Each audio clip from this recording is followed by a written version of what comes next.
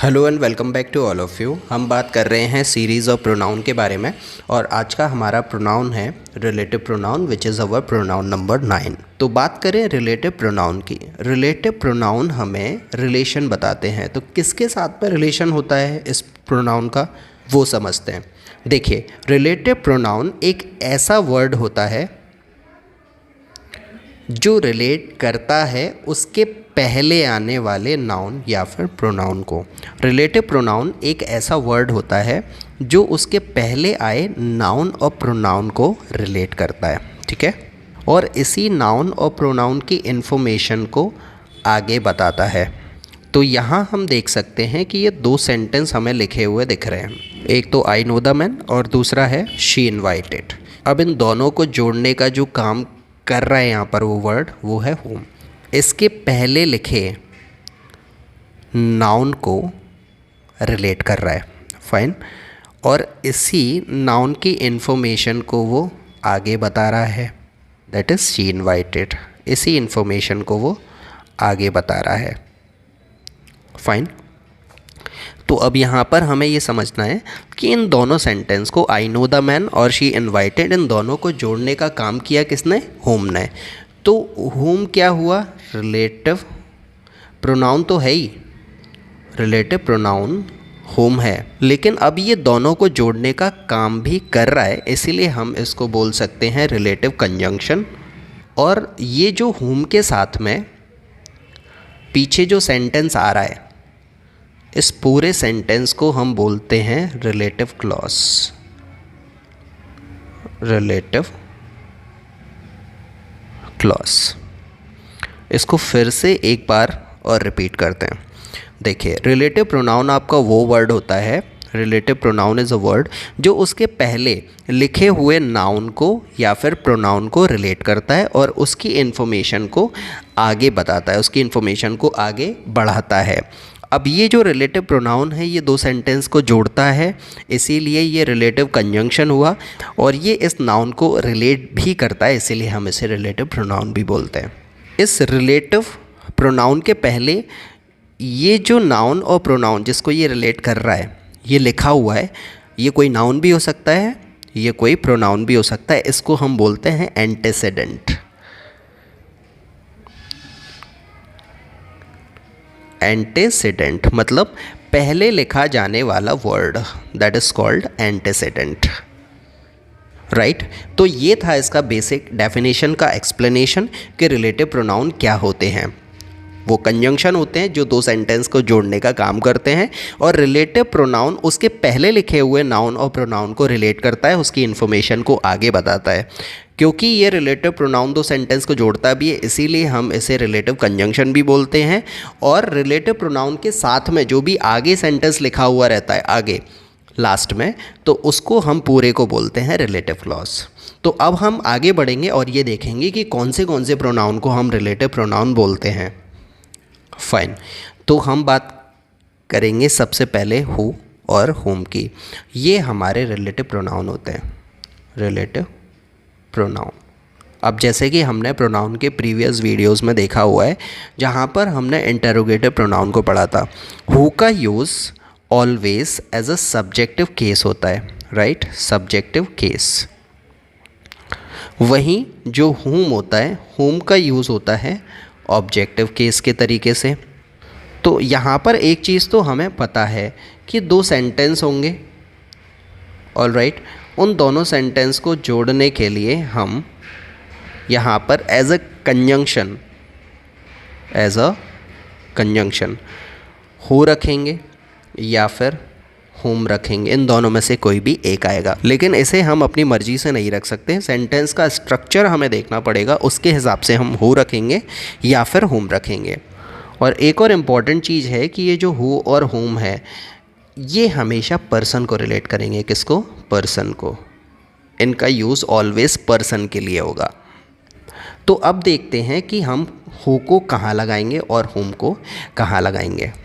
देखिए, नंबर 1, अगर दो सेंटेंस लिखे हुए हों, ये दो सेंटेंस लिखे हुए हों, तो जब एज अ कंजंक्शन या फिर रिलेटिव प्रोनाउन हु का यूज़ होगा और हु रिलेट करेगा पर्सन को, जो इसके पहले लिखा हुआ है पर्सन को।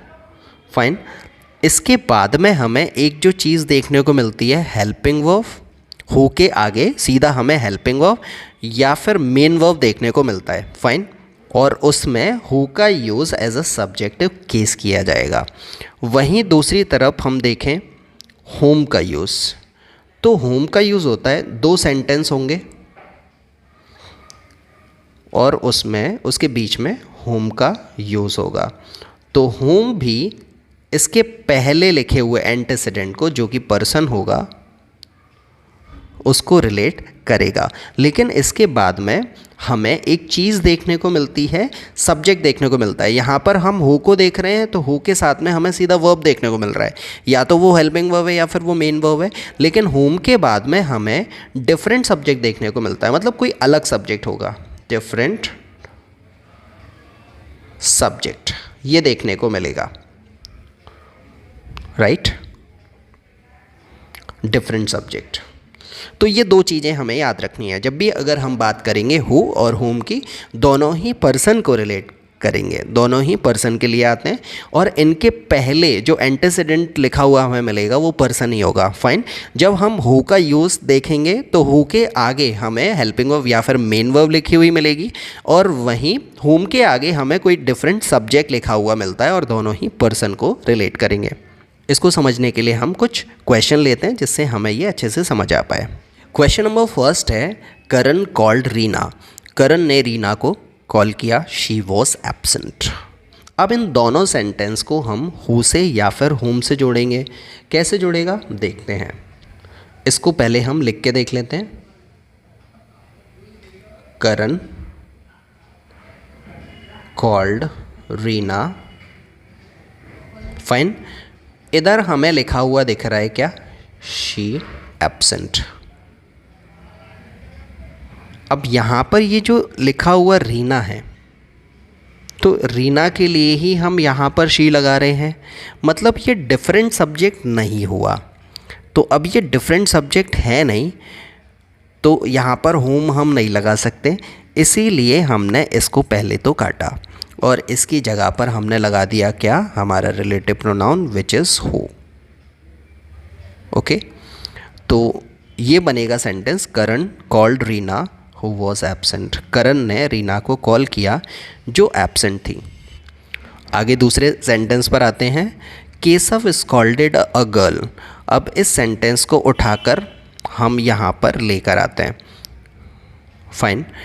कैसे लिखेंगे इसको, Keshav scolded a girl, Keshav ने लड़की को स्कॉल्ड किया।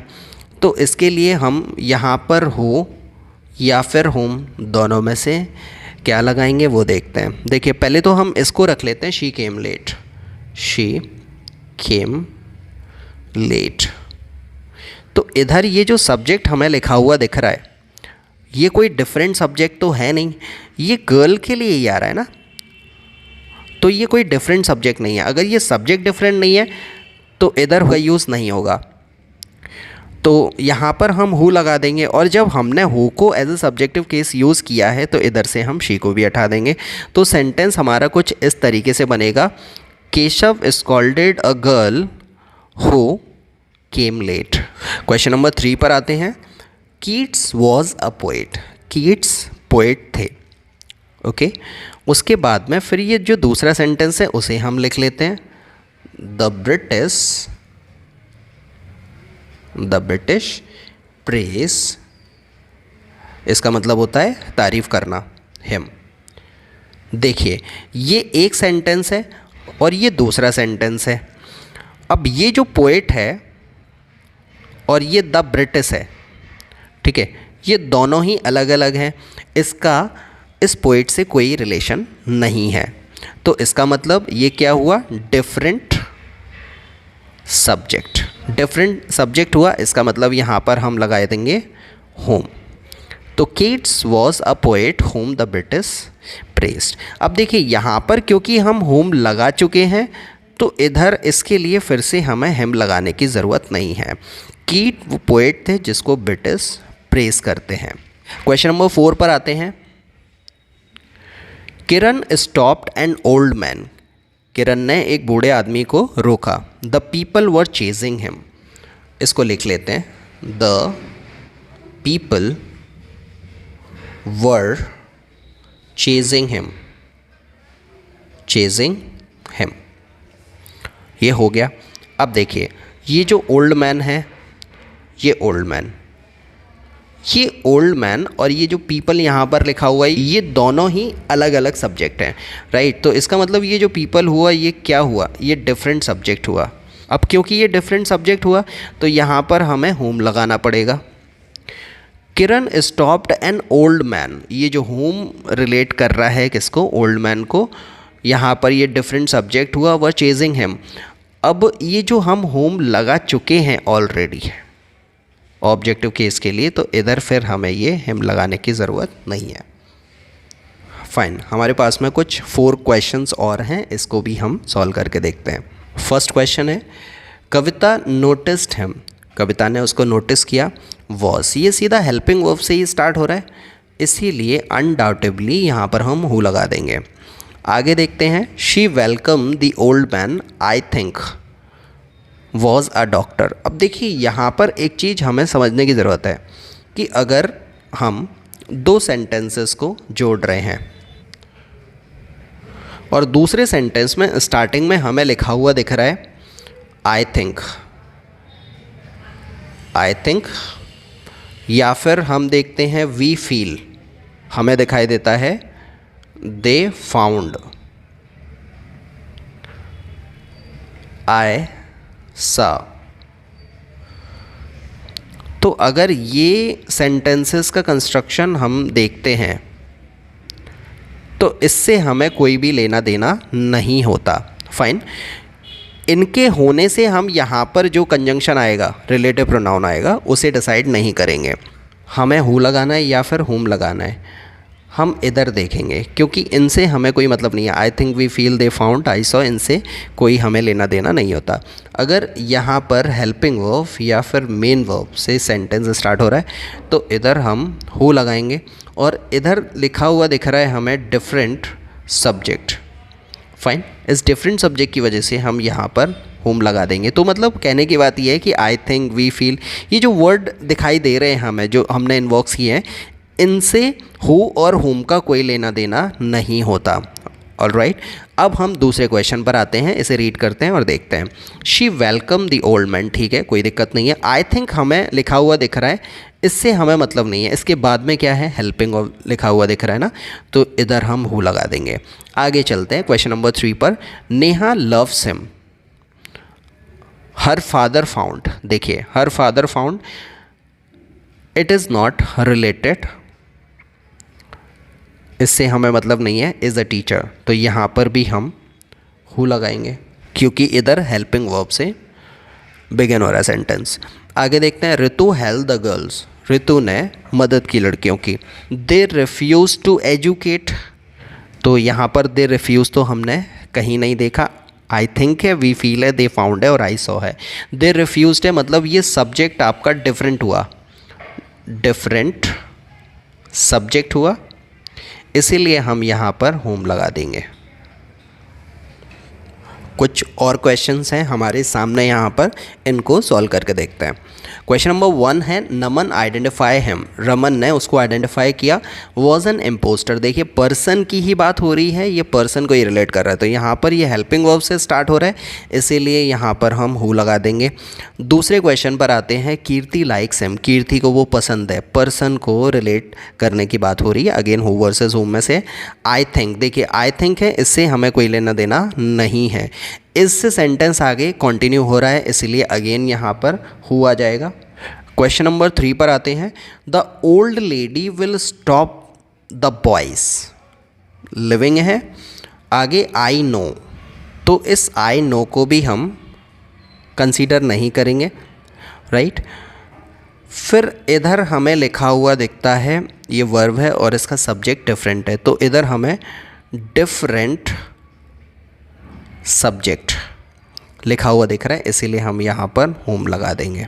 फाइन, आई नो को इधर हम कंसीडर नहीं कर रहे हैं, ये कोई सब्जेक्ट ऑफ वर्ब जिसके अकॉर्डिंग हम यहाँ पर होम लगा रहे हैं वो नहीं है। आई नो के अकॉर्डिंग नहीं लगा रहे, नो बडी ट्रस्ट के अकॉर्डिंग लगा रहे हैं। क्वेश्चन नंबर 4 पर आएंगे। सीमा इन्वाइटेड हिम, सीमा ने उसको इन्वाइट किया। यू थिंक, देखिए यहाँ पर फिर से यू थिंक आ रहा है, यहाँ पर इसे कंसीडर नहीं करेंगे। फिर ये लिखा हुआ दिख रहा है यू, ये डिफरेंट सब्जेक्ट हुआ, यहाँ पर ये डिफरेंट सब्जेक्ट को रिलेट कर रहा है, डिफरेंट सब्जेक्ट।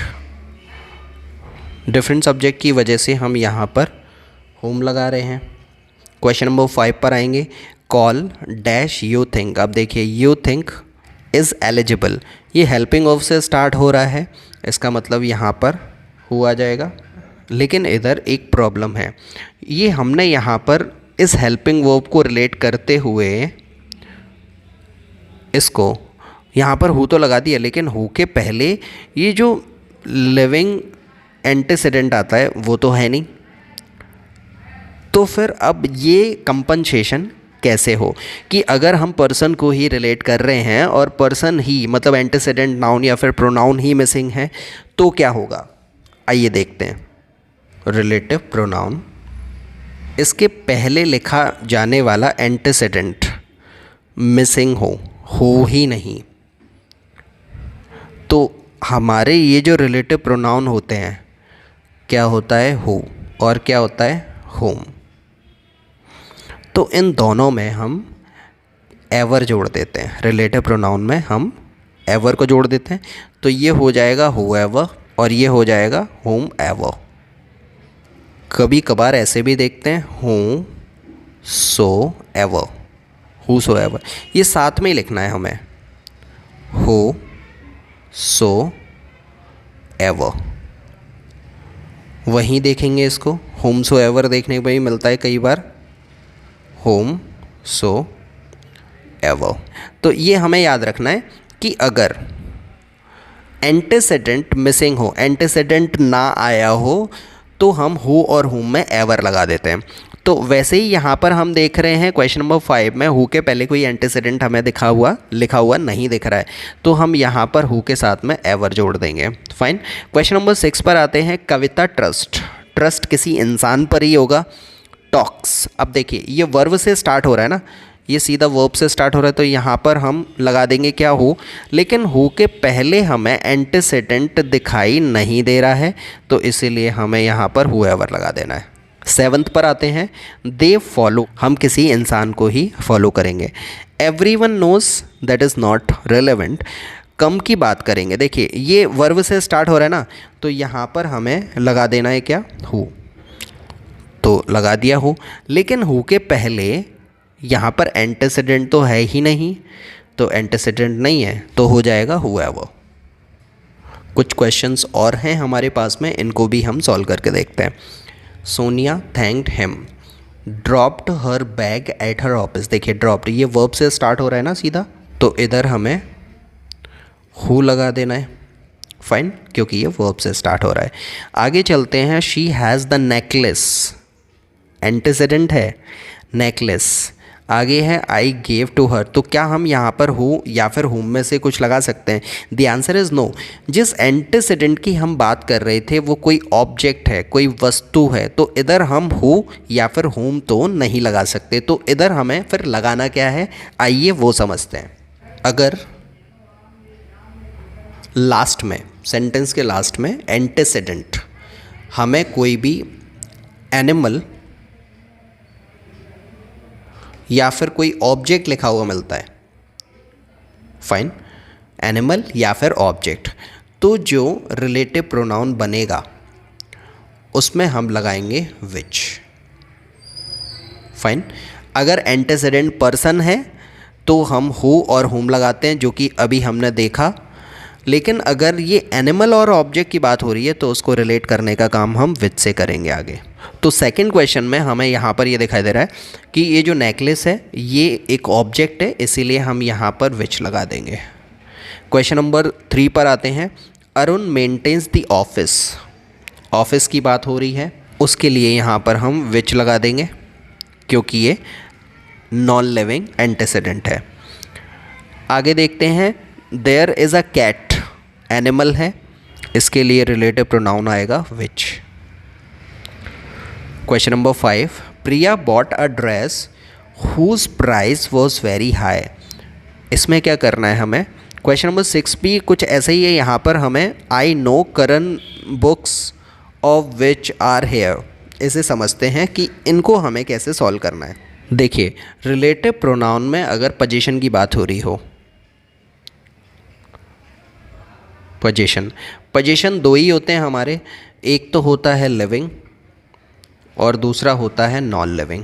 अगर पोजीशन लिविंग का हो, मतलब एंटीसेडेंट ये जो नाउन है वो लिविंग का हो, तो हम उसके लिए लगाएंगे क्या, होस। लिविंग पोजीशन के लिए होस, ये होगा प्रोनाउन हमारा। वहीं पोजीशन अगर नॉन लिविंग का हो तो पहले हमें लगा देना है पोजीशन, फिर ऑफ लगाना है, नॉन लिविंग नाउन रख देना है, नॉन लिविंग।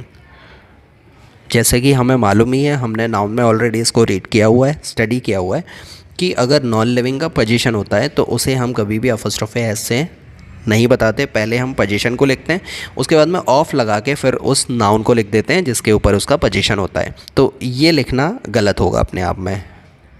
क्या करेंगे, पोजीशन जिसके ऊपर है, टायर को निकाल के आगे रखेंगे, अपॉस्ट्रोफी एस का ऑफ लगा देंगे और इसको हम यहाँ पर ले आएंगे, कार। इस तरीके से लिखा जाता है। पोजीशन लिविंग का हो तो उसके लिए प्रोनाउन हमारा हुज आएगा, और पोजीशन नॉन लिविंग का हो तो पहले हम पोजीशन को लिखेंगे, फिर ऑफ लगाएंगे, फिर नॉन लिविंग नाउन को लिख देंगे। वापस आते हैं क्वेश्चन के ऊपर। क्वेश्चन नंबर 5 में जैसे कि हमें यहाँ दिखाई दे रहा है, Priya bought a dress whose price was very high. ठीक है, अब देखिए ड्रेस की बात हो रही है और ड्रेस की प्राइस की बात हो रही है, तो यहाँ पर हुज नहीं आ सकता क्योंकि हुज आता है पर्सन के लिए। यहाँ पर पर्सन की प्राइस की बात नहीं हो रही, ड्रेस की प्राइस की बात हो रही है। तो इसके लिए हम क्या लिखेंगे, पहले तो जिसके ऊपर पोजीशन है वो लिखेंगे price, price of which, price of which was very high. यहाँ से हम इसको हटा देंगे। प्रिया बॉट अ ड्रेस, ये नॉन लिविंग है तो इसीलिए हमने प्राइस पहले रख दिया पोजीशन, फिर रख दिया ऑफ, फिर रख दिया इसका प्रोनाउन, वॉज वेरी हाई। आगे देखते हैं क्वेश्चन नंबर 6 में, I know Karan books of which are here. अब देखिए करण की बुक्स की बात हो रही है तो ये लिविंग नाउन हुआ ना, तो अब लिविंग नाउन के लिए हम यहाँ पर हुज लगा देंगे, हुज बुक्स, हुज बुक्स, इसको यहाँ से हटाएंगे।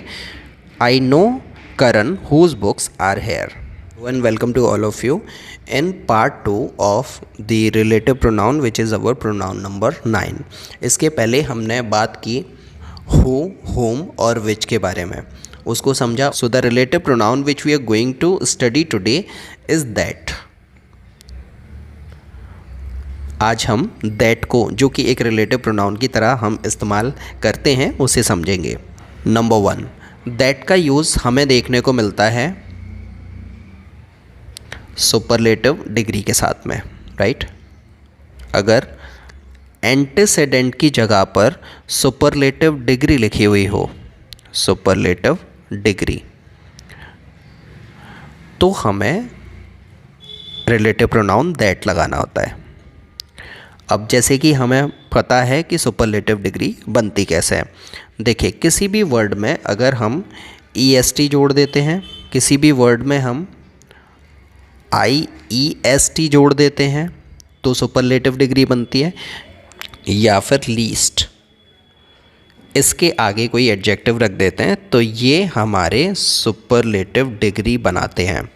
और सुपरलेटिव डिग्री की एक पहचान होती है कि इसके पहले हमें दा का यूज़ कंपलसरी देखने को मिलता है, इनके पहले हमें दा का यूज़ देखने को मिलेगा। तो जब भी अगर हमें एंटीसेडेंट की प्लेस पर सुपरलेटिव डिग्री लिखी हुई मिले तो हम वहाँ पर प्रोनाउन, रिलेटिव प्रोनाउन दैट का यूज़ करते हैं। 2 क्वेश्चन हैं हमारे पास में।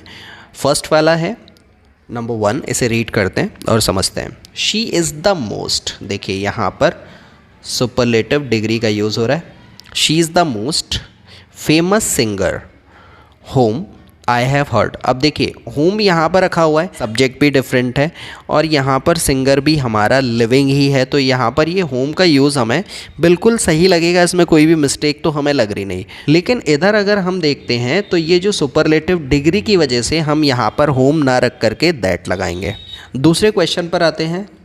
द लॉन्गेस्ट टनल, टनल है राइट, नॉन लिविंग है, नॉन लिविंग, इसके लिए हम यहाँ पर विच लगा रहे हैं, बिल्कुल सही लग रहा है। लेकिन इसके पहले ये जो सुपरलेटिव डिग्री हमें दिखाई दे रहा है, इस सुपरलेटिव डिग्री की वजह से हम यहाँ पर विच ना रख करके दैट लगाते हैं। तो यहाँ से हमें एक बात ये समझ में आ रही है कि एंटीसीडेंट चाहे लिविंग हो या फिर नॉन लिविंग हो, लेकिन अगर उसके साथ में सुपरलेटिव डिग्री लगी हुई है तो वहाँ पर हम होम, हो या फिर विच नहीं लगाते, उसकी जगह पर हम दैट लगाते हैं। ये बोलता है हमारा रूल नंबर 1, सुपरलेटिव डिग्री के साथ में दैट का यूज़ होगा। अब आते हैं हम हमारे रूल नंबर 2 पर। देखिए जब भी अगर एंटीसीडेंट की प्लेस पर हमें 2 नाउन दिखें, या फिर हम इसको ऐसे बोल सकते हैं एंटीसीडेंट 1 एंड एंटीसीडेंट 2, ये 2 एंटीसीडेंट एंड से जुड़े हुए देखते हैं, तब भी हम वहाँ पर दैट का यूज़ करेंगे राइट। 2 एंटीसीडेंट होंगे, वो लिविंग नॉन लिविंग कुछ भी हो, लेकिन हमें दैट का यूज़ करना है वहाँ पर अगर एंटीसीडेंट 2 हैं। और इसमें एक कॉमन बात ये है कि इनकी जो कैटेगरी होगी वो डिफरेंट होगी, डिफरेंट कैटेगरी। मान लो कि अगर यहाँ पर ये जो एंटीसीडेंट रखा हुआ है ये लिविंग हुआ और ये नॉन लिविंग हुआ, या फिर ये वाला फर्स्ट वाला एंटीसीडेंट नॉन लिविंग हुआ और दूसरा वाला, मतलब दोनों में से कोई भी एक लिविंग हो और दूसरा नॉन लिविंग हो, तो उसके हिसाब से ये जो रिलेटिव प्रोनाउन है वो कैसे डिसाइड होगा। ना तो हम लिविंग के अकॉर्डिंग वहाँ पर हो और होम लगा सकते हैं राइट, हो और होम नहीं लगा सकते लिविंग के अकॉर्डिंग, क्योंकि उसमें एंड से नॉन लिविंग भी जुड़ा हुआ है, और नॉन लिविंग के लिए अकेला हम विच भी नहीं लगा सकते क्योंकि उसके साथ में लिविंग की भी बात हो रही है। तो हम दोनों के लिए, दोनों लिविंग और नॉन लिविंग जो कि डिफरेंट कैटेगरी होती है, उसके लिए हम दैट लगा देते हैं। फिर आगे सेंटेंस कंटिन्यू होगा। अगेन यहाँ पर हमारे सामने 2 क्वेश्चंस हैं, क्वेश्चन नंबर 1 और क्वेश्चन नंबर 2। पहले हम क्वेश्चन नंबर 1 को देखते हैं। Neha has seen Priya and her dog. ये जो प्रिया है इसके लिए ना तो हम हु लगाएंगे और ना ही हम विच लगाएंगे। इसका सलूशन हम यहाँ पर देख रहे हैं कि अगर डिफरेंट कैटेगरी होती है तो हमें दैट लगाना होता है, that is the correct answer. दूसरे वाले पर आते हैं। ऋतु प्रेज्ड ब्यूटीफुल ड्रेस। देखिए नॉन लिविंग कैटेगरी है और निशा क्या है, लिविंग कैटेगरी, दोनों ही डिफरेंट हो गई कैटेगरी, डिफरेंट कैटेगरी है, तो इसके लिए हमें विच और हु लगाने की ज़रूरत नहीं है, यहाँ पर हम लगा देते हैं दैट। तो यहाँ से हमें एक चीज़ और साफ़ हुई कि दैट का यूज़ तब भी होता है जब हमारे 2 एंटीसीडेंट हो और दोनों की कैटेगरी डिफरेंट हो, एक की लिविंग हो दूसरे की नॉन लिविंग हो, तब भी हम दैट का यूज़ करते हैं, जो कि हमें फर्स्ट और सेकेंड क्वेश्चन में देखने को मिल रहा है। कैटेगरी नंबर 3 है जहाँ पर हमें दैट का यूज़ देखने को मिलता है अगर सेंटेंस के स्टार्टिंग में हमें क्वेश्चन वर्ड देखने को मिले, ठीक है, क्वेश्चन वर्ड देखने को मिले और इसके लास्ट में क्वेश्चन की बात हो रही हो, उस क्वेश्चन वर्ड की वजह से हम यहाँ पर दैट का यूज़ करेंगे। अगर सेंटेंस क्वेश्चन वर्ड से स्टार्ट हो रहा है तो यहाँ पर हमें दैट का यूज़ करना है और किसी भी रिलेटिव प्रोनाउन का यूज़ नहीं करना है। यहाँ पर हमारे सामने 2 क्वेश्चंस हैं। देखिए क्वेश्चन नंबर 1 है हु इज़ द बॉय, वो लड़का कौन है जो लेट आया था, हु केम लेट। अब देखिए यहाँ पर ये क्वेश्चन वर्ड से स्टार्ट हो रहा है, तो यहाँ ये जो क्वेश्चन वर्ड है हम वो नहीं लगा सकते, इसीलिए हमें यहाँ पर दैट लगाना पड़ेगा। दूसरे वाले पर आए, विच is the book, question word से स्टार्ट हो रहा है, तो यहाँ पर ये जो रिलेटिव प्रोनाउन लगा हुआ है विच, इसका यूज़ ना कर करके हम दैट का यूज़ करेंगे। Which is the book that is gifted to you, वो बुक कहाँ है, वो बुक कौन सी है जो तुम्हें गिफ्ट की गई थी। तो अगर सेंटेंस इंटेरोगेटिव है, क्वेश्चन वर्ड से स्टार्ट हो रहा है, तो रिलेटिव प्रोनाउन क्वेश्चन वर्ड हम नहीं लगाते, हु, हुम, विच नहीं लगाएंगे, इसके लिए हमें दैट का यूज़ करना होता है। ऑल राइट, कैटेगरी नंबर 4 है। यहाँ पर कुछ वर्ड्स दिए हुए हैं जो कि स्पेसिफिक वर्ड्स हैं, राइट। इनके सबके पहले हमें यहाँ पर दा लिखा हुआ दिखाई दे रहा है, ठीक है। और ये कुछ इंडेफिनाइट प्रोनाउंस हैं जिसको हमने ऑलरेडी पढ़ा हुआ है। इनका यूज़ जब भी अगर एज एन एंटीसीडेंट होगा रिलेटिव प्रोनाउन के पहले, तो वो रिलेटिव प्रोनाउन क्या होगा वो देखना है। सी, अगर इन सब वर्ड्स का यूज़ एंटीसीडेंट की जगह पर स्पेसिफिक सेंस में हो रहा है,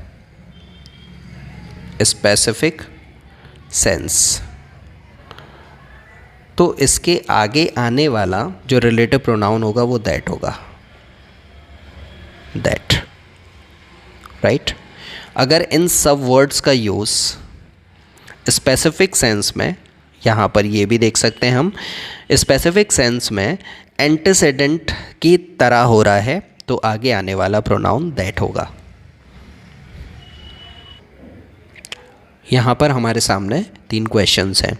देखिए, इसमें फर्स्ट है I found the first train, the first train specific sense में यूज़ हो रहा है, राइट, दा भी लगा हुआ है। विच, इधर ये जो विच है, विच ना आकर के दैट का यूज़ करेंगे, that would go to Mumbai. दूसरे पर देखते हैं, कहावत है all that glitters is not gold, हर चमकने वाली चीज़ सोना नहीं होती। तीसरे पर आते हैं, आई नो समवन। देखिए, इंडेफिनाइट प्रोनाउन आ रहा है, इंडेफिनाइट प्रोनाउन आ रहा है, तो इसके लिए हमें हु का यूज़ नहीं करना, दैट का यूज़ करना है। I know someone that can do this job. तो ये था complete explanation of the relative pronoun. अब हम इनके कुछ क्वेश्चंस लेंगे और उन क्वेश्चंस को सॉल्व करके देखेंगे जिससे हम इसे बेहतर समझ पाएँ। Here we have some more questions related to relative pronoun. आइए देखते हैं इनको सॉल्व करके। क्वेश्चन नंबर 1 है, this is the bagger, verb से स्टार्ट हो रहा है और पर्सन को रिलेट कर रहा है, हु आएगा। Question number 2, I am your teacher will teach you. देखिए, आई क्या है, सब्जेक्ट है, और इसका वर्ब और ऑब्जेक्ट ये रहा, और ये जो वर्ब और ऑब्जेक्ट है इसके लिए हम यहाँ पर हु लगा देंगे क्योंकि हेल्पिंग वर्ब से स्टार्ट हो रहा है। आगे देखते हैं, this is the horse, horse है, विच लगा देंगे। आगे, I don't believe what you से। देखिए, जब भी अगर हम विच का यूज़ करते हैं तो विच के पहले हमें एंटीसीडेंट में कोई भी एनिमल या फिर कोई भी ऑब्जेक्ट लिखा हुआ मिलता है, लेकिन क्या हो कि ना तो एनिमल लिखा हुआ हो और ना ही ऑब्जेक्ट लिखा हुआ हो, तो वहाँ पर हम विच की जगह पर व्हाट लगा देते हैं। जैसे कि हम क्वेश्चन नंबर 4 पर आएंगे तो बिलीव के बाद में कोई भी ऑब्जेक्ट नहीं आ रहा, ना तो एनिमल ना ऑब्जेक्ट, इसीलिए हमने व्हाट लगाया, विच का यूज़ नहीं किया। क्वेश्चन नंबर 5 पर आते हैं, he plays the game, game की बात हो रही है, which. My uncle dash love is dad. देखिए, आई लव ये अपना सब्जेक्ट ऑफ वर्ब है, ये माई अंकल ये सब्जेक्ट ऑफ वर्ब हो गया, तो माई अंकल और आई दोनों ही डिफरेंट सब्जेक्ट हैं, यहाँ पर होम लगा दिया। यहाँ पर हम एक ट्रिक और देख सकते हैं, ये ट्रिक है, राइट। जितनी सब्जेक्ट उतनी वर्ब हों तो हम वहाँ पर होम लगाते हैं, ठीक है। अगर सेंटेंस में सब्जेक्ट और वर्ब बराबर है तो हम उधर होम लगाएंगे, लेकिन अगर वर्ब एक्स्ट्रा होती है, सेंटेंस में वर्ब एक्स्ट्रा होती है, तो हम हो वर्सेस होम में से उधर हु लगाते हैं। ये हमें ध्यान रखना है। देखिए, माय अंकल इसका जो वर्ब है वो इज़ है, और वहीं आई लव ये सब्जेक्ट ये वर्ब अपना अलग हो गया, इसलिए यहाँ पर हम होम लगा रहे हैं। आगे चलते हैं, they always talk never think, ठीक है। वे लोग हमेशा बात करते हैं जो कभी भी नहीं सोचते, तो यहाँ हम हु लगा देंगे, और हु के पहले कोई भी एंटीसीडेंट हमें लिखा हुआ नहीं दिख रहा, इसके लिए हम यहाँ पर एवर भी लगाएंगे। क्वेश्चन नंबर 8 पर आते हैं, they dash touch pitch will be defeated. देखिए, सब्जेक्ट ऑफ वर्ब हो गया, लेकिन इधर वर्ब एक्स्ट्रा है, पर्सन की बात हो रही है, हु लगा देंगे। I gave it to the man I saw there. देखिए, ये मैन है और ये डिफरेंट सब्जेक्ट है आई, इसीलिए होम लगा देंगे। He is a man you can trust, ये डिफरेंट सब्जेक्ट हो गए दोनों, इसीलिए whom लगाएंगे. The answer she gave is wrong. Answer की बात हो रही है तो यहाँ पर which आ जाएगा. आगे देखते हैं, 12th वाले पर आते हैं. They never fail, die in a great cause. अब पर्सन को रिलेट करने की बात हो रही है, वर्ब से सेंटेंस कंटिन्यू हो रहा है, हुआ आएगा, दैट इज़ हो. अब क्योंकि इसके पहले ऑब्जेक्ट नहीं है इसीलिए एवर भी लगा देंगे. 13 पर आते हैं. The children were there were frightened. ठीक है, देखिए ये सब्जेक्ट वर्ब हो गया, इधर वर्ब एक्स्ट्रा है इसीलिए इधर हु लगा देंगे. आगे देखते हैं. इट इज़ ओनली डंकीज़ के लिए विच लगाएंगे. Man is the only animal can talk. देखिए मैन ही केवल ऐसा होता है कि जो कि बात कर सकता है. एंटीसेडेंट है, स्पेसिफिक सेंस हुआ. ठीक है, तो यहाँ पर हम दैट लगा देते हैं जो कि हमने दैट वाले रूल में समझा था. गॉड हेल्प दोज, भगवान उन्हीं की मदद करता है जो उनकी खुद की मदद करते हैं. टेक एनीथिंग, एनीथिंग क्या है, इंडेफिनाइट प्रोनाउन होता है तो इसके लिए हम दैट लगाते हैं. 18 पर आते हैं. Truth provoke those, subject verb हो गया और ये डिफरेंट सब्जेक्ट हो गया तो इधर हम होम लगाएंगे. राइट, डिफरेंट सब्जेक्ट है, जितनी सब्जेक्ट उतने वर्ब होते हैं तो होम ही लगा सकते हैं हम. ओनली ही स्पेसिफिक सेंस है तो इसके लिए दैट का यूज़ होगा. When you speak to him remember to whom you are speaking. ये सब्जेक्ट ये वर्ब और ये सब्जेक्ट ये वर्ब, इसलिए हम यहाँ पर होम लगा रहे हैं. He is one of the greatest. देखिए ये सुपरलेटिव डिग्री है, दैट का यूज़ होगा. आगे चलते हैं. I know the woman child was hurt. ठीक है, जिसका बच्चा हर्ट हो गया था. हुज चाइल्ड, पजेसिव है केस तो यहाँ पर हम हुज लगा देंगे. देयर इज़ नथिंग, इंडेफिनाइट है प्रोनाउन इसीलिए यहाँ पर दैट लगाया जाएगा. This is the bicycle which का यूज़ होगा. आगे देखते हैं. I have lost the watch which you gave me, जो तुमने मुझे दी थी वो घड़ी खो गई.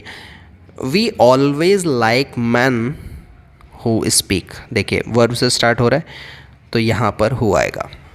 तो ये थे कुछ question based upon relative pronoun.